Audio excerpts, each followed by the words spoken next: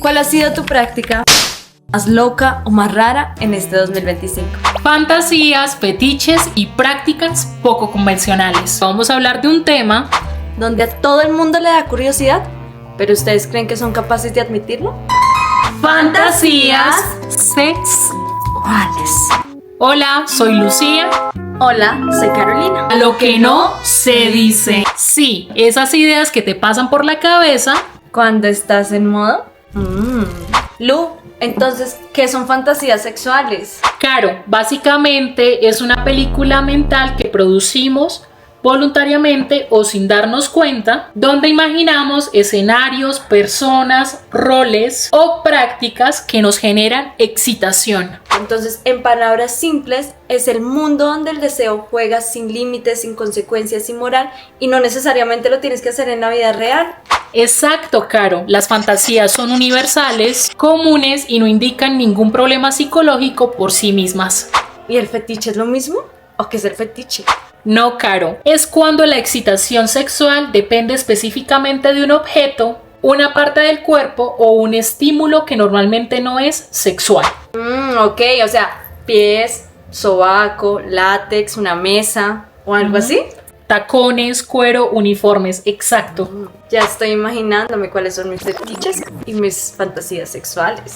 Es importante identificar que un fetiche se vuelve clínicamente relevante cuando genera malestar, daño o interfiere con la vida sexual o social. No, entonces, ¿por qué existen fantasías raras o locas? Claro, porque el cerebro sexual humano es creativo, emocional y simbólico. Y las fantasías sirven para explorar vulnerabilidad, poder, roles, explorar lo prohibido de forma segura, compensar inseguridades y regular emociones. Ok, entonces si estamos en un mundo ficticio donde el deseo de nosotros sale, es donde nosotros podemos ser quien queramos ser.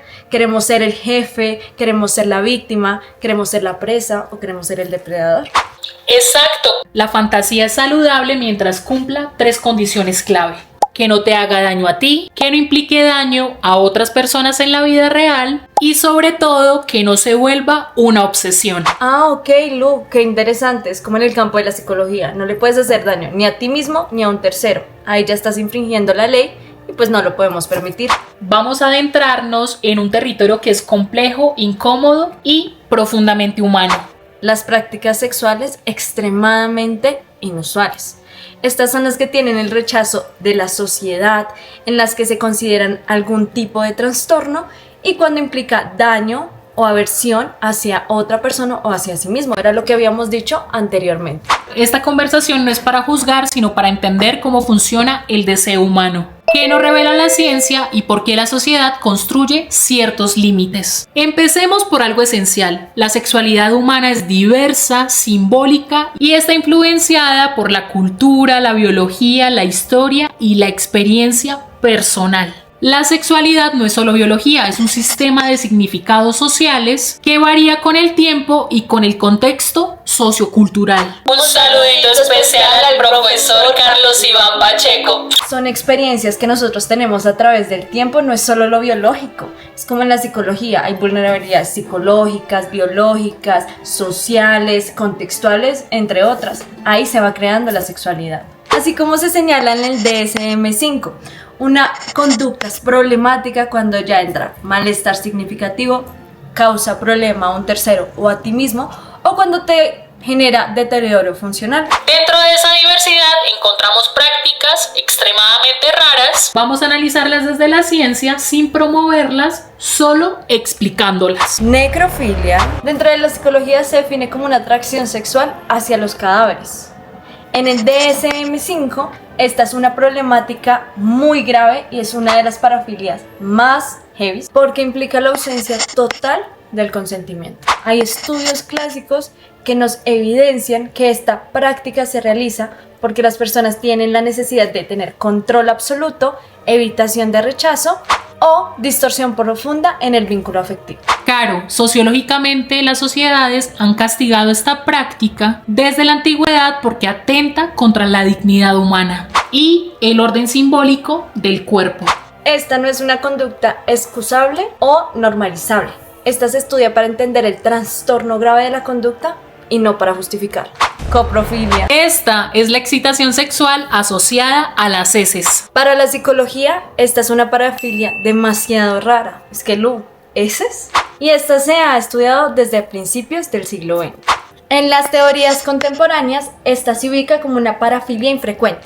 Esta entra en una dinámica de dominación, humillación consensuada o intercambio de poder en el ámbito del BDSM. Desde la antropología, las heces son asociadas culturalmente a lo impuro, lo que amenaza el orden social. Por eso, esta práctica provoca tanto rechazo.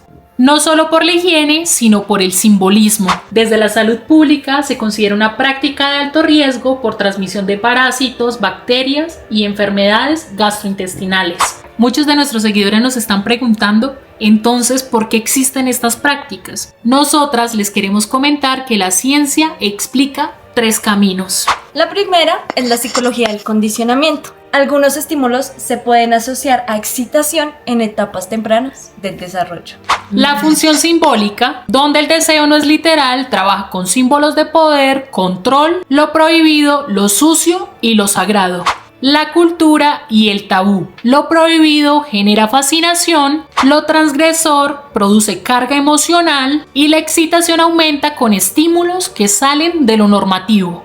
Conclusión: la sexualidad humana no es lineal, no es moral y no sigue reglas fijas. Estudiar estas prácticas no significa promoverlas, sino entender cómo el deseo puede desviarse hacia lo extraño cuando combina biología, historia, persona y simbolismo. La clave es simple: consentimiento, salud, dignidad y no hacer daño. Porque todo lo que salga de ahí deja de ser sexualidad y se convierte en violencia. Nos vemos en un próximo episodio en Lo que no se dice.